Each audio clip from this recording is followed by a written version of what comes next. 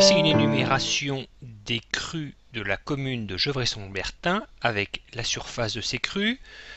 On remarque que cette énumération comporte des puces et que les surfaces, les nombres des surfaces sont alignés sur la virgule. Comment a-t-on obtenu cela? Voici les données brutes que l'on veut présenter comme on vient de le voir. Je remarque d'abord que si j'affiche les caractères non imprimables, entre chaque crue et la surface a été saisie une tabulation. Je rappelle que pour saisir une tabulation, eh bien, on appuie sur la touche qui se trouve à gauche de la touche A sur votre clavier. Je veux aligner les surfaces à environ, on va le voir, je vais afficher la règle, environ 10 cm. De toute façon, il sera toujours possible ensuite de modifier la distance entre les crues et la surface.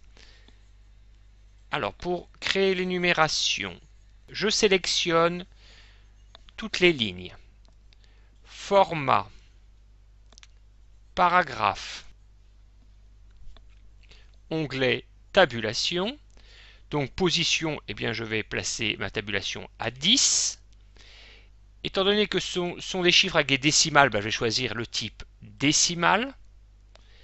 Et puis pour avoir un trait continu entre le cru et la surface, je clique sur ce caractère de remplissage. OK.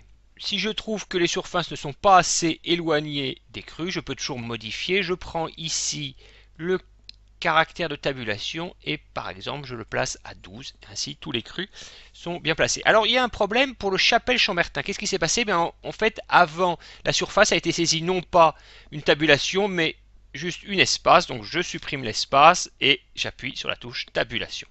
Alors je voudrais en plus des puces au début de chaque ligne, donc je sélectionne à nouveau toutes les lignes, je voudrais un tiret. Alors les tirets ne me sont pas proposés, donc plus de puces. Ici, je choisis puce, sélectionner. Et je vais rechercher un tiret.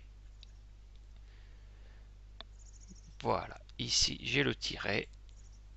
OK, OK.